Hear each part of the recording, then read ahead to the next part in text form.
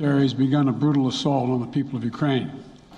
Without provocation, without justification, without necessity, this is a premeditated attack. Vladimir Putin has been planning this for months, as we've been saying all along.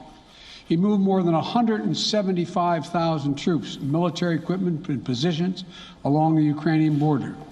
He moved blood supplies into position and built a field hospital, which tells you all you need to know about his intentions all along. He rejected every good faith effort the United States and our allies and partners made to address our mutual security concerns through dialogue to avoid needless conflict and avert human suffering. For weeks, we have been warning that this would happen. And now it's unfolding largely as we predicted. In the past week, we've seen shelling increase in the Donbass, a region in eastern Ukraine controlled by Russian-backed separatists. The Russian government has perpetrated cyber attacks against Ukraine.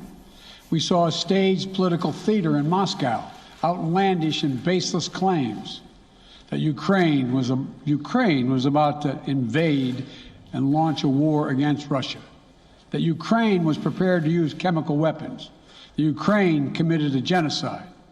Without any evidence, we saw a flagrant violation of international law in attempting to unilaterally create two new so-called republics on sovereign Ukrainian territory. And at the very moment that the United Nations Security Council was meeting to stand up for Ukraine's sovereignty, to stave off invasion, Putin declared his war. Within moments, missile strikes began to fall on historic cities across Ukraine.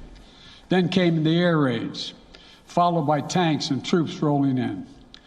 We've been transparent with the world. We've shared declassified evidence about Russia's plans and cyber attacks and false pretexts so that there could be no confusion or cover-up about what Putin was doing.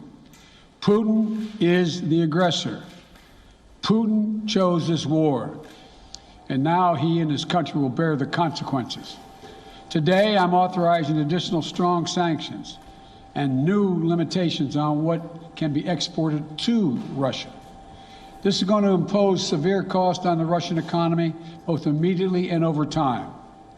We have purposely designed these sanctions to maximize the long-term impact on Russia and to minimize the impact on the United States and our allies.